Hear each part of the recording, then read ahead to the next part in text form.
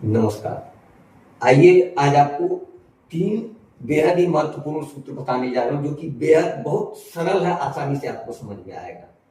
पहला सूत्र है कि जन्म कुंडली में जन्म के समय पराक्रम भाव, पंचम भाव और नवम भाव यानी कि भाग्य भाव, इन तीनों भाव में देवगुरु बृहस्पति, चंद्रमा और सूर्य बैठे हों।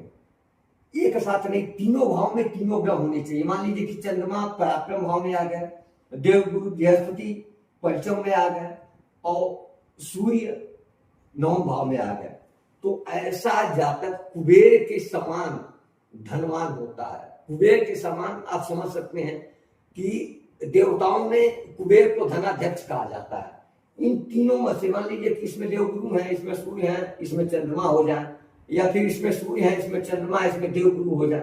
तीनों भाव में तीनों ग्रह अलग अलग होने चाहिए, ऐसा जातक कुबेर के समान धनवान होता है। भाई आपको दूसरा सूत्र बताते हैं।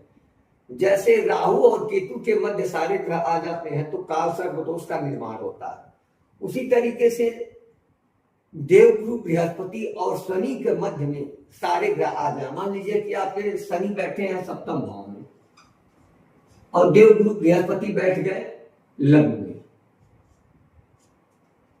अब लग्न और सप्तम के बाएं साइड या फिर दाहिने साइड सारे ग्रह आ जाए। मान लीजिए लग्न में देवगुरु है और सप्तम में शनि है, तो द्वितीय से लेके और छठे के बीच में सारे ग्रह बैठे हों, साथ में नहीं होने चाहिए।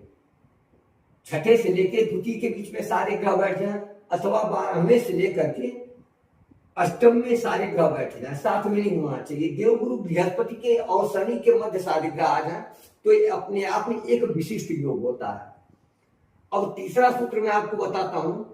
यदि केंद्र के चारों भाव में, केंद्र का चारों भाव है पहला, चौथा, सातवां और 10वां, कुंडली के सारे ग्रह यदि केंद्र के चारों भाव में आके बैठे हो जन्म के समय, तो ऐसा जातक सामान्य से सामान्य परिवार में जन्म लेकर भी वो अपने जीवन काल में जो उसको चाहिए वो सब कुछ प्राप्त करता। सब कुछ का मतलब ये हुआ कि धन, वैभव, पद, प्रतिष्ठा, सम्मान, मतलब हर तरीके से वो अपने जीवन में जीरो से उन ऊंचाइयों, शिखर तक को प्राप्त करता है, उन ऊंचाइयों को छूता है। तो आप भी देखिए कि इन तीनों योगों में से आपकी जन्म कुंडली में कौन सा योग निर्मित हो रहा। इसमें से एक भी योग निर्मित हो रहा हो तो जान लीजिए आप बेहद ही विशिष्ट व्यक्ति हैं, आप सामान्य से हटके हैं। नमस्कार।